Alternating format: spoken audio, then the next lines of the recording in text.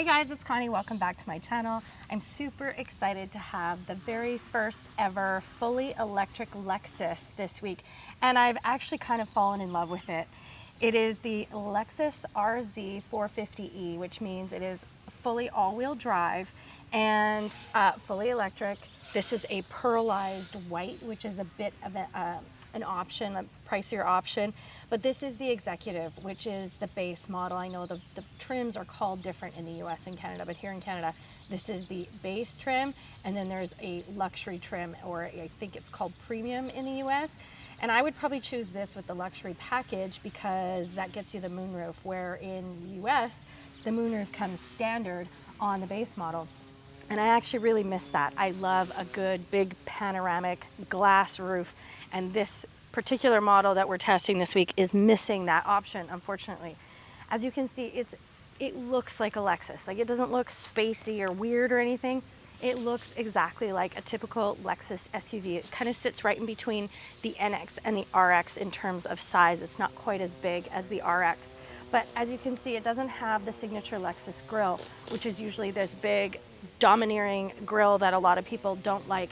This is solid because, again, it's an EV, and I love it. I love the big lit up Lexus badge here. You can't tell it's too bright out, but it is lit up in the night. And then, of course, the typical Lexus lines here. The standard Lexus headlamps, which look amazing, are LEDs, and we have headlamp washers here as well. You know, I haven't even checked to see if this has a frunk yet, and I'm really curious. So let's open up the hood and have a look. All right, let's have a look. No, it does not have a frunk. It's just engine components, parts for the electric motor. And in this RZ, we've got the battery running across the bottom, which is typical for electric SUVs. It gives it good balance, a nice weighted feel, not a lot of roll because they're heavy batteries. But yeah, I've really enjoyed the drive. Let's have a look around. All right, I absolutely love this back end. It's just sharp. It looks so, it has no like real smooth edges. I love how the taillights stick out. I love how the badging sticks out. I love this little light here, and of course the light bar all across the back. Then we have our RZ 450e Direct 4, which of course stands for all-wheel drive badging. It's so nice and clean. Love the black and white combination. And then these funky, it's kind of like a spoiler, but it's like two parts of a spoiler instead of one big spoiler. I'm going to guess that is for aerodynamics because, of course, this is an EV. If you're wondering what this OK sticker is on the back here in British Columbia, we need that OK sticker on electric vehicles in order to use the HOV lanes, so, or the carpool lanes, if you call it that. And so it's nice to have the OK sticker on there so that I can go in the HOV lane when I'm alone. Okay, as you can see, we have a ton of room back here. Of course, we have a privacy shade, and we even have under compartment storage here, but this is typically where you would keep your portable charger, which I have at home because I do plug it in at home overnight every night. We have 60/40 split rear seats, and because, again, this is the base model, this is not a power lift gate, but if you go up to the next trim, you get a power lift gate with hands-free, which is just like the kick open lift gate, which I really appreciate when I have groceries and stuff and my hands are full. So let's have a look inside. Okay, we have new luxe seats in this base RZ 450e, which means these are not real leather. They're really comfortable, they're soft, but I would say I would love to see the ultra suede seats in the top trim. That is what is in the top trim. We have a little center armrest with cup holders. We have vents and two USB-C chargers, a 12 volt, and a nice flat floor. Like I mentioned, the battery runs underneath, so it's nice and flat. And I do have lots of space. I have a lot of legroom. I am only 5'1". This is in my 5'1" driving position. And then we have power doors and windows, of course. This gets the same new door technology that the RX got first, I believe. The NX has. I think the UX had it. I can't remember. Anyway, they're electronic doors, so that it's a button and not really a lever. So you press the button They're kind of cool, but they do take some getting used to, and the car has to be in park for them to work, which is a little bit challenging when you have kids and you're dropping them off at school and you forget to put it in park while you're in the carpool lane and they can't get out of the car. It's frustrating for them. I will say I'm really missing the glass roof in here. I would really like to try. I have not been in the top trim, but I do know the top trim has the glass moonroof, and I believe it's a fixed roof, not a sunroof.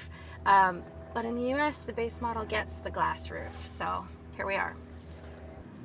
Okay, so we have a digital dash here, and I really like a couple things about it, and I dislike a few things about it. So right now you can tell I have 290 kilometers in range. That changes based on drive modes, which I'll talk about in a sec. I can see that my battery is totally full, but it doesn't give me a percentage. And with EVs, I like to see a percentage of how much of the battery do I currently have. That has been frustrating for me. Then we have our pedal shifters for regen. Let's see if I can show you how it looks. Yeah, so those arrows there mean I'm on max regen, and I put it on max regen with this left paddle shifter.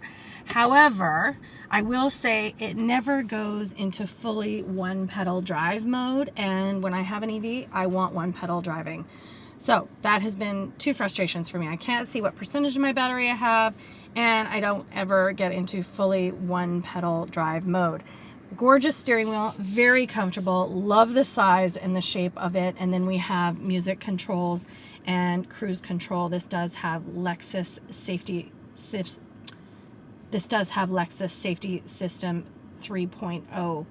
Huge touchscreen. Love this so much. It's so responsive. Huge full screen Apple CarPlay. It is wireless Apple CarPlay, though we do have 3 USB-C chargers here, which is fantastic.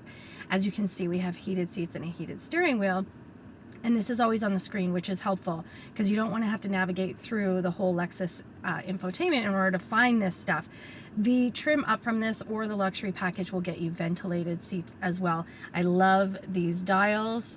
They're very easy, responsive, and you can sync with it's dual climate zone. And then we have wireless charging and a really unique drive mode selector, not drive mode, sorry, gear selector. You have to push this round thing down and then forward for drive, down and back for reverse. A good backup camera, but the luxury package or the next trim up will get you a 360 camera, which again, I feel is missing, and I would love that. I want to show you another frustration I've had this week with this. I was looking for drive modes everywhere. Hard touch button. I'm used to drive modes being a hard touch button, but you have to come into the Lexus media system and you have to go into the vehicle settings, and then here the top one is drive modes. One thing that is cool though is that for these drive modes, normal, sport, look at how the color changes, eco, this is kind of cool. Range will get you the most range, 363 kilometers in range. Reduced electricity consumption, but notice how it just immediately turned off my climate control. And clearly I want the air conditioning on today. It's a pretty warm day, so I'm going to go back into normal mode. It's going to turn the AC back on and use more battery. Now I'm back to 290 kilometers in range. So I don't like that the drive modes are in here, but it is what it is. And then we have all of our safety features. You can turn them on and off. Trip information. Again, though, I went through all of this looking to see where my battery information was, to see what percentage my battery was at, and I couldn't find it anywhere. So again, a little frustrating thing for me when I'm in an EV. I kind of want to know what the percentage of the battery left is. Another quirky thing, doesn't bother me too much, but there's no glove compartment. There's nothing here. I looked everywhere. There is a tiny little pass-through cubby underneath this floating console, but it's very small. I can't even access it from my seat because my seat is in the way because I sit so far forward because I'm only 5'1". Center console is great, just like every other Lexus I've been in. It opens from both sides, making it convenient for both driver and passenger. Hey Lexus, What do you want to do? set the driver's side temperature to 21 degrees. Setting the driver's temperature to 21 degrees.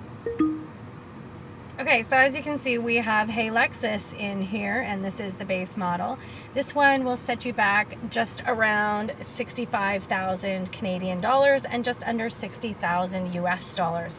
In the US though, as I've mentioned, you get a few more things that this one doesn't. I would opt for the luxury package on here to get the moonroof, the 360 camera, and a couple other things. The top trim will set you back about 84,725 Canadian dollars and around 65,000 US dollars. Again, I would settle for this base package, base trim with the luxury package. I've really enjoyed my drive. I love the comfort. I love the drive. One of the big things that I have found testing EVs is that their charging capabilities are not all created equal. And I have lived and owned an EV for almost 2 years, and we always charged at home overnight on a level 1 without any issues. We would charge at work sometimes on a level 2, and the only time we ever needed to go to a fast charge was on road trips. But I have tested other electric cars that have to go to the fast charger all the time. I had an AMG EQS recently where I was at the fast charger multiple times throughout the week. This Lexus RZ 450e has been charging fully for me overnight at home on a level 1, and I love that. It makes me love an EV when it can capably handle my daily driving, charging at home. Yes, if I was doing a road trip, I would have to do fast charge, but I really do appreciate that. This battery size is a 71.4 kilowatt per hour battery and 308 horsepower, as I mentioned. Smooth drive, quiet. I've really enjoyed it. This is now in my top, I want to say top 3, but let's say top 4 favorite electric vehicles. And I think Lexus did an amazing job on their first battery electric vehicle. What do you think? Would you choose this one? I think you should at least test drive it if you're considering an EV. And leave me a question or a comment, and don't forget to subscribe. We'll see you soon.